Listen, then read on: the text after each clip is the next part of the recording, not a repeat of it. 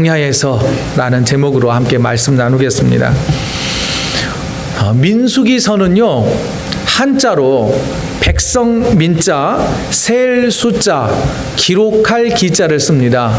그래서 말 그대로 백성의 숫자를 기록한 책이 바로 민수기입니다. 그래서 영어로는 Book of Numbers라고 해석을 합니다.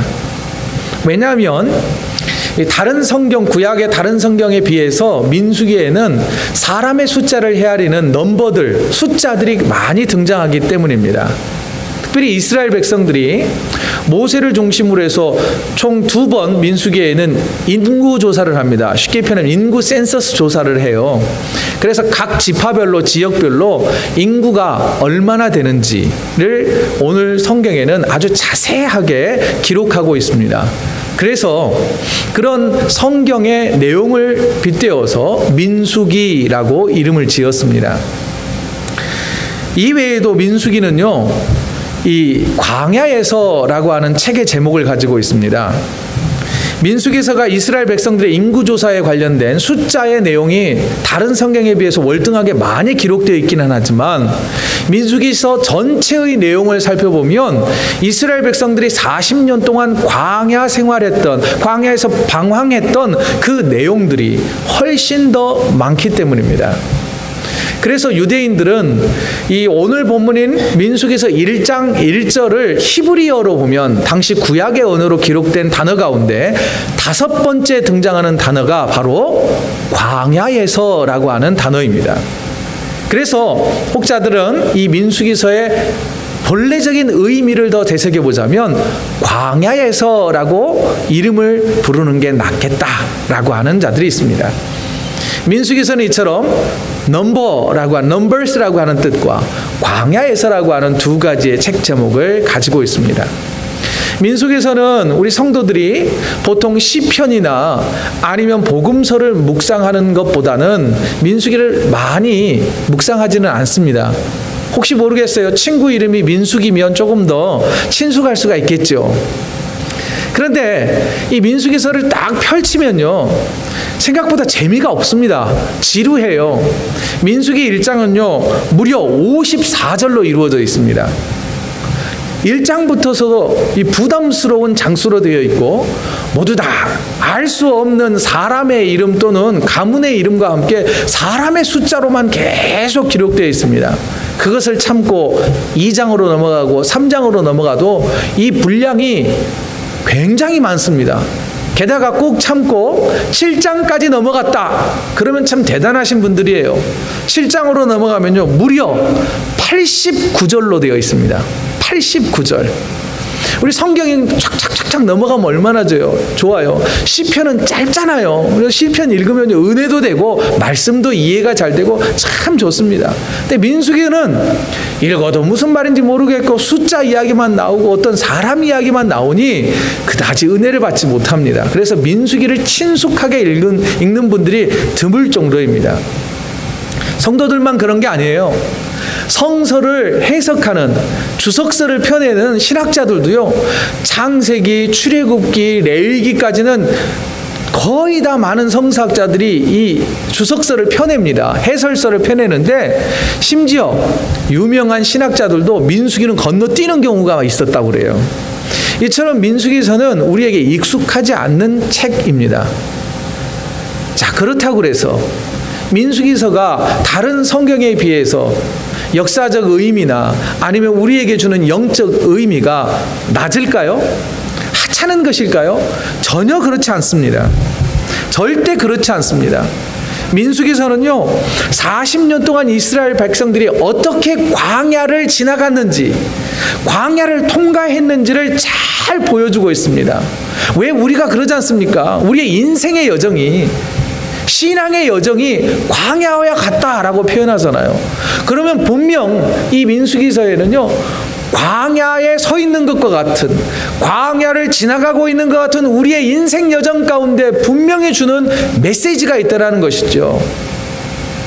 민수기서를 읽어갈 때 우리가 가장 먼저 만나는 중요한 메시지가 뭐냐면, 첫째는요, 민수기서는 하나님은 약속을 반드시 지키는 분이다라고 하는 것을 증명해 주는 책입니다.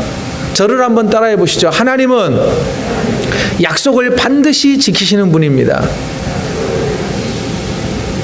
예, 민수기서 23장 19절을 보면 하나님이 어떤 분인지를 잘 소개해 주고 있습니다. 우리 다 같이 한번 읽어볼까요? 시작. 하나님은 사람이 아니시니 거짓말을 하지 않으시고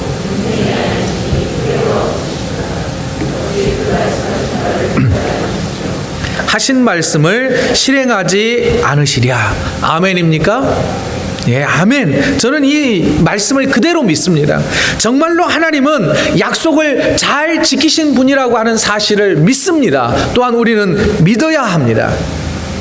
하나님께서는 자기 고향에서 잘 살고 있는 아브라함을 부르셨습니다. 그래서 아브라함에게 하는 말씀이, 명령이, 너는 내가 지시하는 땅으로 가라. 그 땅이 어딘지도 말씀하지 않으시고 무조건 떠나라 라고 말씀하셨습니다. 그리고 무조건 떠나라고 하실 때 그냥 아무런 조건 없이 떠나라고 말씀하지 않으시고 세 가지의 축복을 약속하셨습니다. 첫 번째는 땅을 주겠다. 두 번째는 많은 자손을 주어서 민족을 이루게 하겠다. 세 번째는 너는 복의 근원이 되게 해주시겠다라고 약속을 해 주셨습니다. 이 세 가지의 약속 가운데 두 번째의 약속이 뭐였습니까? 많은 자손을 주어서, 자식들을 주어서 민족을 이루게 하시겠다라는 약속이었습니다. 아브라함은 이 약속을 믿고 가라 하는 그 땅, 가나안 땅을 향해서 출발을 했습니다. 그리고 가나안 땅에 머물렀습니다.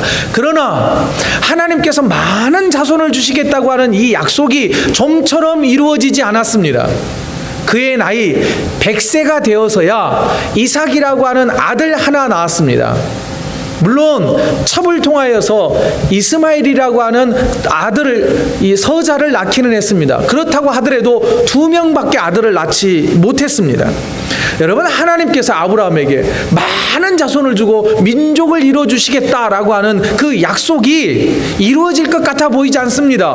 왜냐하면 그의 나이는 이미 이제 100세를 넘어서기 시작했고 자신에게는 서자를 포함해서 2명의 아들밖에 없었기 때문입니다. 도대체 하나님의 그 약속이 언제 이루어질지 가늠할 수도 없는 상황이었습니다.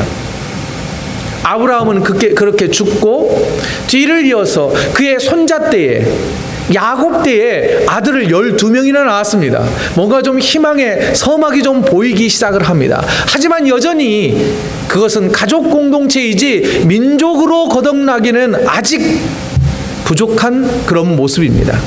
그리고 야곱이 흉년을 들어서 그의 아들 요셉이 있는 애굽으로 이민 갈 때 온 가족 일가 친척들을 다 모아서 애굽으로 갈 때 성경은 그의 가족이, 아브라함의 후손들이 70명밖에 되지 않았다라고 말합니다. 그리고 아브라함의 자손들, 야곱의 식구들은 애굽에서 430년 동안 종살이를 하게 됩니다. 하나님께서 많은 민족을 이루어 주시겠다고 하는 그 약속은 사라져버린 듯 보입니다. 그런데 오늘 본문에서 그 하나님의 약속이 그대로 이루어졌다라고 하는 것을 민수기서를 통하여서 발견할 수가 있습니다. 오늘 본문을 포함하고 있는 민수기서 1장 46절은 이렇게 기록되어 있습니다. 하나님께서 모세에게 전쟁에 나아갈 수 있는 20세 이상의 남자의 숫자를 헤아려 보아라 라고 오늘 본문 3절에서 말씀하셨고, 그리고 모두 다 인구조사를 했더니 전쟁에 나갈 수 있는 20세 이상의 남자의 숫자가 몇 명이었느냐면 60만 3,550명이었습니다. 70명이었던 아브라함의 후손들이 430년이 지난 애굽의 종살이를 끝내고 광야에서 세어보니 60만 명이 넘는 민족으로 거듭나 있었던 것입니다. 여러분, 여기에서 전쟁에 나아갈 수 있는 성인 남자 20살 이상의 남자만 카운트했으니까 어린 아이들과 아녀자들, 노인들까지 포함해보면 대략 200만 명이 넘는 한 민족으로 거듭나 있었던 것입니다. 그리고 광야의 40년을 지났습니다. 여러분, 광야, 척박한 그 광야에서 자녀를 낳고 기르는 것이 가능할까요? 열악한 환경이지요. 척박한 환경입니다. 그러나 또한 하나님께서는 이 광야 가운데서도 은혜를 베풀어 주셨어요. 그래서 광야를 다 지나서 이제 가나안 땅 들어가기 전에 또 한 번 인구조사를 했는데 그 결과가 민수기서 26장 51절에 기록되어 있습니다. 이스라엘 자손의 계수된 자가 60만 1730명이었더라. 몇 명의 오차가 있을까요? 1820명이 줄었습니다. 그 이유 가운데는요, 하나님께 불순종했던 출애굽 1세대들, 부모 세대들이 모두 다 광야에서 죽었기 때문입니다. 그럼에도 불구하고 1800명 정도의 감소밖에 없었다는 것은 하나님께서 이스라엘 백성들에게 충만한 은혜를 베풀어 주셨다고 하는 증거인 것입니다. 자, 여러분, 200만 명이 넘는 숫자로 늘어났습니다. 이 같은 인구조사의 결과는 무엇일까요? 아브라함에게 약속하셨던 하나님의 약속이 비록 시간과 공간의 물리적인 시간이 많이 지나기는 했지만 그 약속은 여전히 계속 이루어지고 있었다라고 하는 사실을 우리는 민수기서를 통하여 발견할 수 있게 되는 것입니다. 한 걸음 더 나아가서요, 인구조사의 여러 기록들을 보면 10자리 숫자까지 아주 정확하게 기록을 해주고 있습니다. 이건 무엇일까요? 무엇을 의미할까요? 하나님의 약속은요, 하나님의 약속이 이루어지게 하는 성취는 아주 디테일하고 아주 구체적으로 우리의 삶 가운데 이루어질 것이다라고 하는 희망을 갖게 합니다. 하나님께서는 하나님을 믿는 자녀들을 축복하시겠다고 약속하셨습니다. 누가 하나님의 자녀일까요? 저와 여러분들이 하나님의 자녀 아니겠습니까? 하나님께서는 믿는 자들에게 축복을 해주시겠다고 분명히 약속하셨습니다. 여러분, 그 약속을 믿으시기 바랍니다. 설령 여러분들이 혹독한 광야 가운데 서 있어서 도대체 하나님이 나에게 언제 축복해 주실 거냐 의심하고 계신다면 그래도 믿으십시오. 하나님의 약속은 변하지 않습니다. 하나님은 약속을 잃어버리신 분이 아닙니다. 사람과 같지 않단 말입니다. 여러분, 기억하십시오. 하나님의 약속은 하나님의 때에 분명하게 이루어집니다. 게다가 광야 40년 동안의 민수기서의 내용은요, 온통 불만과 불평과 불순종의 역사가 기록되어 있습니다. 조금만 힘들면 하나님 앞에 대항하고 모세를 죽이려고 했던 그런 이스라엘 백성들을요, 끝까지 지키시고 돌보아 주셨던 그 하나님의 은혜가 얼마나 크냐는 거예요. 우리도 그렇지 않습니까? 때때로 힘들면 하나님께 막 대항하고 하나님 어디 계시냐고. 제가 가르쳤던 청년이요, 전도사까지 했어요. 신대원까지 졸업을 했어요. 그런데 여러 가지 일들과 사건들이 있었습니다. 그런데 이 녀석이 아주 형편없이 살아가는 거예요. 그래서 제가 페북에다 썼어요. 내 이놈 하고 시작을 했어요, 글을. 그랬더니 자기 병명을 쭉 써놓은 거예요. 지가 변한 거지 하나님 변하지 않았거든요. 그래서 제가 마지막에 이렇게 글을 썼어요. 사람은 너를 속일지 모르지만 하나님은 절대 너를 배신하지 않는다.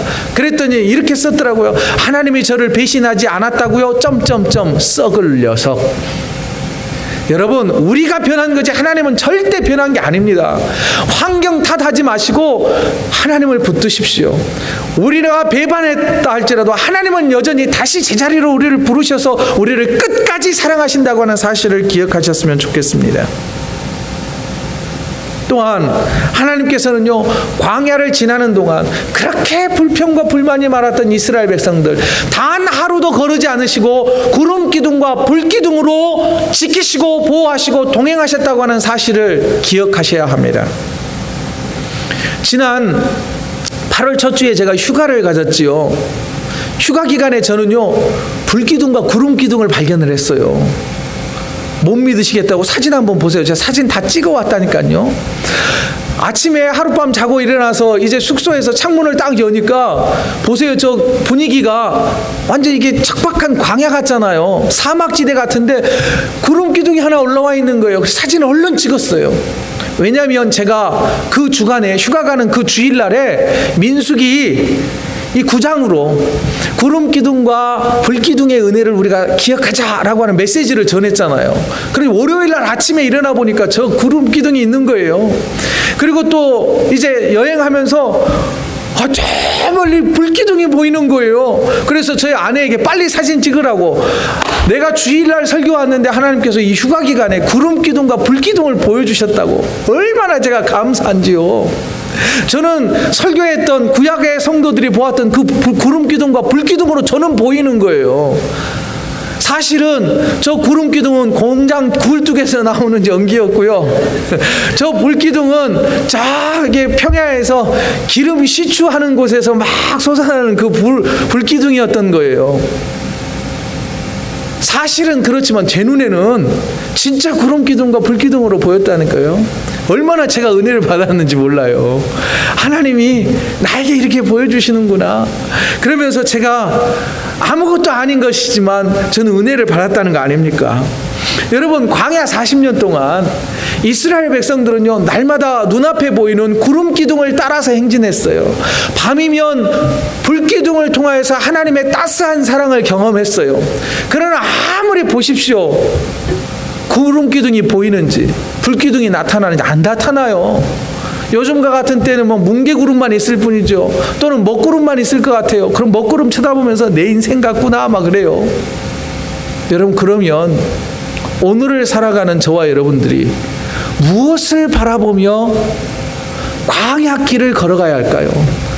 척박한 광야 한가운데 있는 것 같은 우리의 인생길을 무엇을 바라보며 걸어가야 할까요? 여러분들은 도대체 무엇을 바라보시면서 이 인생의 여정길을 지나고 계십니까? 저는요, 오늘 함께 불렀던 찬송가에서 답을 찾았어요. 찬송가 415장 1절 가사는 이렇게 기록되어 있어요. 십자가 그늘 아래 나 쉬기 원하네.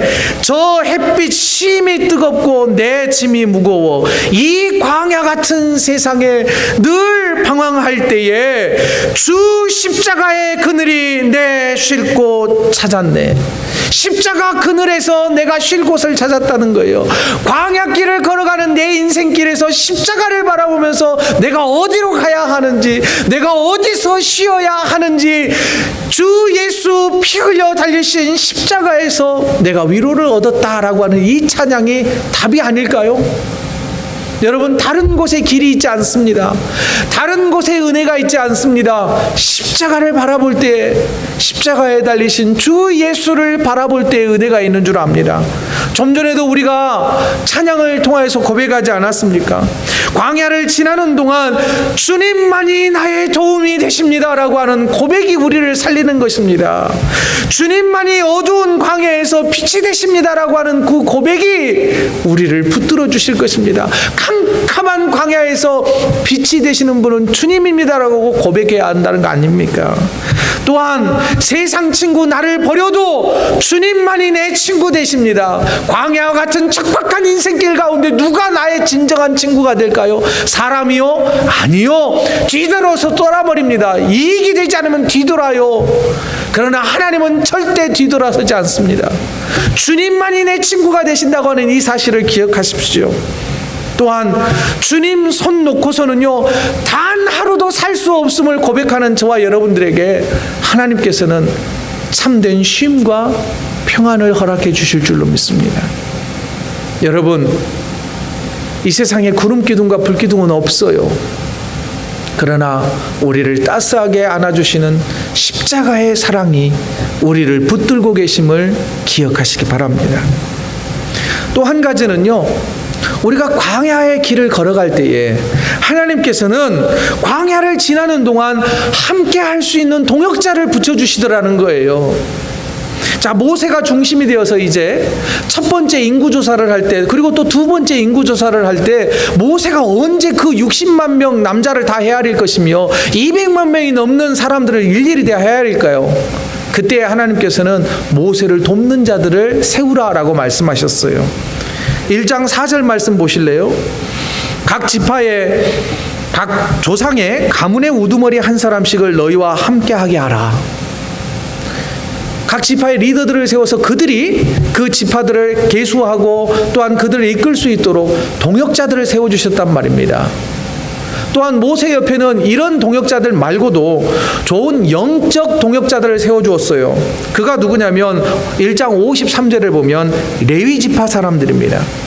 레위인은 증거의 성막 사방에 진을 쳐서 이스라엘 자손의 회중에게 진노가 임하지 않게 할 것이라. 레위인은 증거의 성막에 대한 책임을 지킬지니라 하셨습니다.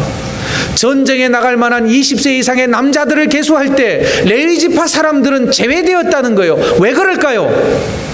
레위 지파 사람들은 물리적인 전쟁에 나아가지 않아야 될 사람이라는 거예요. 왜냐? 광야길을 걸어갈 때는 물리적 전쟁만 있는 게 아니라 영적 전쟁을 치러야 하기 때문입니다. 여러분, 우리가 광야와 같은 인생길 걸어갈 때 여러분 일반적인 갈등만 있나요? 아니요. 영적 갈등이 분명 있다는 거예요.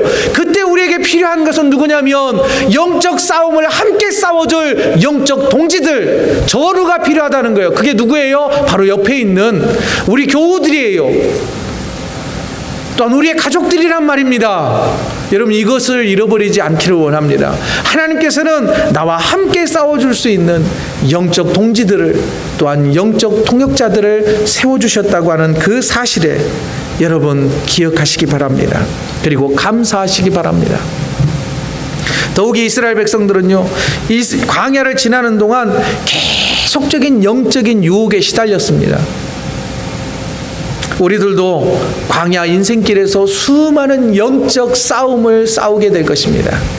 그때 주위를 둘러보십시오. 과연 나와 함께 싸워줄 수 있는 영적 동지들이 있는지, 동역자들이 있는지. 없다면 여러분 속히 그 영적 동역자들을 세우셔야 하고 관계를 맺으셔야 될 것입니다. 그리고 넘어지고 실패할 것입니다. 그때 여러분 넘어지고 실패했다고 해서 아주 망하는 건 아닙니다.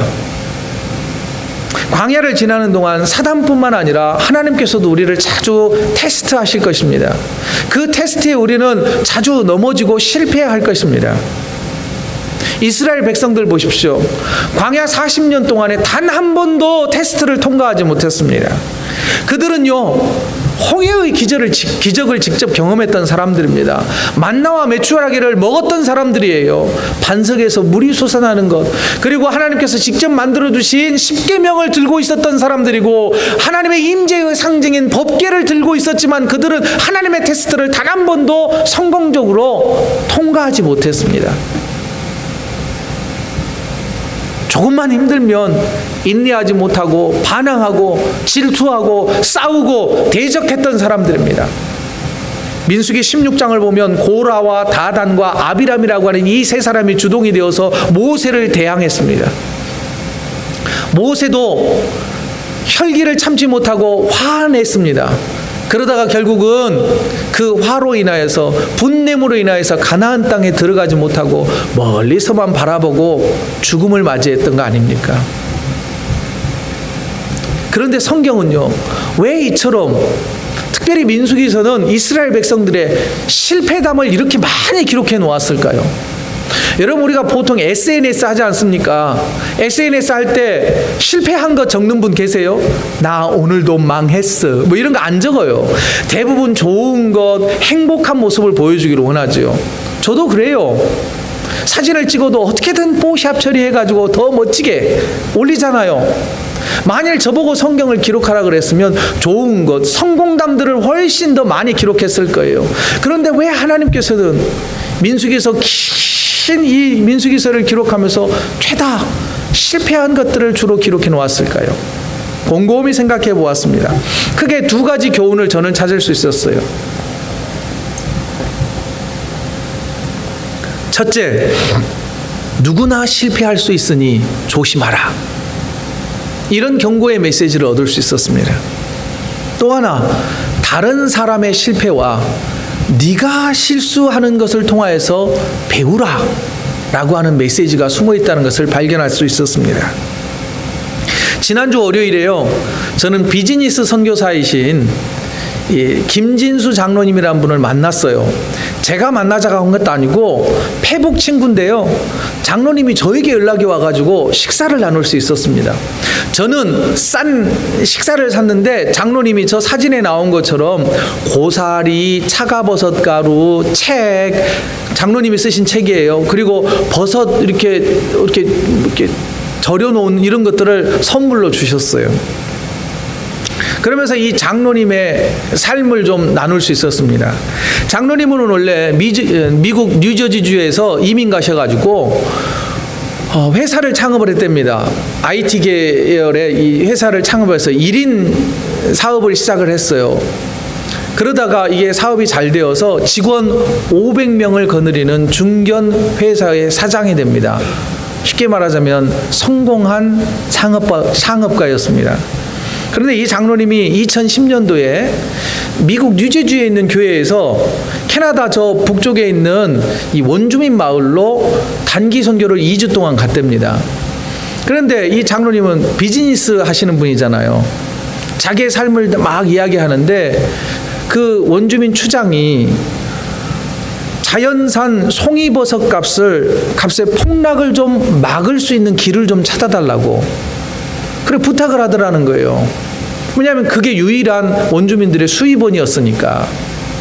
그래서 그 마음이, 그 말이, 추장의 그 한마디가 하나님의 콜링이 되어서 그 사업을 정리하고 그 사업을 매각한 그 금액으로 재단을 설립해서 거기에 나온 이익금으로 긱섬이라고 하는 이 고사리와 버섯을 판매하는 원주민 회사를 설립하게 됩니다. 그래서 올해까지 8년 동안 원주민들이 자체적인 주도적이 되어서 그들의 자립할 수 있는, 경제적 자립할 수 있는 것을 꾀하고 있는 지금 사업을 하고 계세요. 그러면서 장로님이 이 책을 주셨어요. 선한 영향력이라고 하는 장로님의 삶과 그리고 이 긱섬이라고 하는 회사를 지난 8년 동안 어떻게 운영했는지, 그리고 또한 비즈니스 선교를 어떻게 할 수 있는지, 선교적 삶이 무엇인지에 대한 서머리가 되어 있는 책입니다. 혹시 이 책 읽고 싶으신 분은 선착순 한 권밖에 없으니까 빌려가세요. 장로님의 이 책 가운데 한 챕터 이제 마지막에 가면 이런 내용이 나오더라고요. 오늘 설교에 이 주제와 딱 맞아떨리는 내용이 있어서 소개합니다. 장로님이 이 긱섬이라고 하는 버섯 회사, 버섯을 판매하는 회사를, 처음 고사리를 하는 이 회사를 창업해가지고 이제 여러 가지 실패를 거듭했다는 거예요. 몇 년 동안은. 이익도 내지 못하고 계속해서 실패를 거듭을 하고 지금의 상황까지 이제 도약을 할 수 있었다라고 소개를 합니다. 그러면서 마지막 챕터에 이렇게 글을 쓰고 있습니다.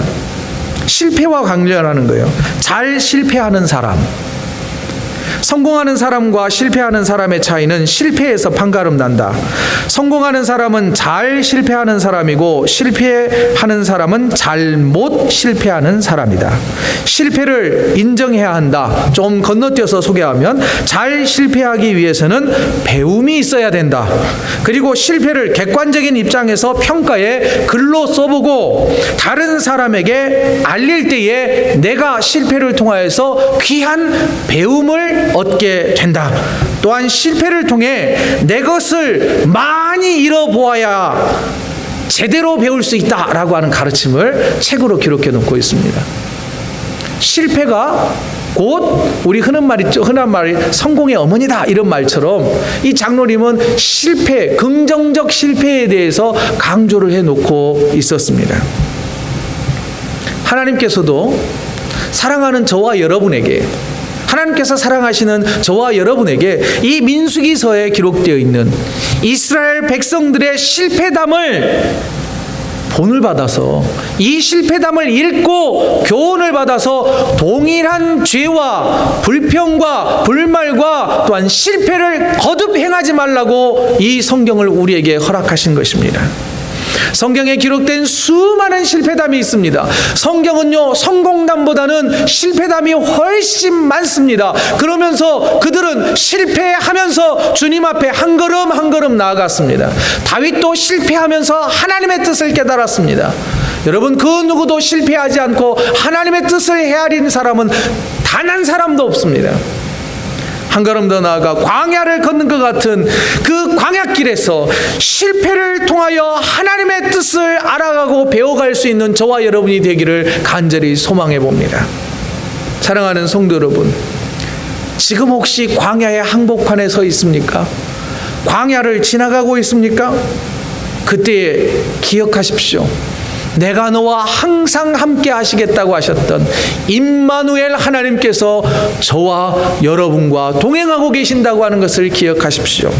구름 기둥과 불 기둥으로 구약의 백성들을 인도하셨다면 오늘날 저와 여러분들은 십자가의 사랑이 우리를 붙들고 있음을 기억하시고 십자가를 바라보며 인생의 여정길 끝까지 걸어가고 믿음의 길을 걸어가는 저와 여러분이 되어지기를 소망합니다. 광야와 같은 영적 싸움터에서 함께 싸울 수 있는 영적인 동역자들이 있음을 기억하십시오. 광야 같은 인생길에서 우리도 넘어질 수 있습니다. 실패할 수 있습니다. 그러나 넘어져도 실패하도 아주 넘어지지 아니하고 다시 일어설 수 있는 것은 그 실패를 통하여 주님의 사랑을 경험할 수 있고 주님의 뜻을 헤아릴 수 있는 은혜가 숨어 있기 때문입니다. 실패를 통해 배움과 영적 성숙의 기회로 삼는 저와 여러분의 한 주간의 삶이 되시기를 주의 이름으로 축원드립니다. 이 시간